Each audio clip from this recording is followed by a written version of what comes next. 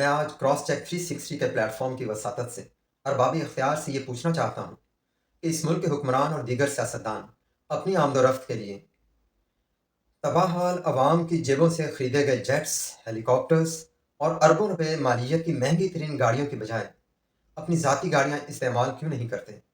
हुक्मरानों की इसी बेहिसी का जिक्र परवेज़ी मार्शल लॉ के उरूज के दिनों में खाकसार ने अपनी किताब कुछ नहीं कुछ तो है में कुछ इस तरह से किया। किस तरह इन्हें हक हासिल है, गुरबा की कमाई खाते हैं। किस तरह इन्हें हक हासिल है, गुरबा की कमाई खाते हैं। हम ठान चुके हैं, अब इनकी औकात इन्हें बतलाएंगे।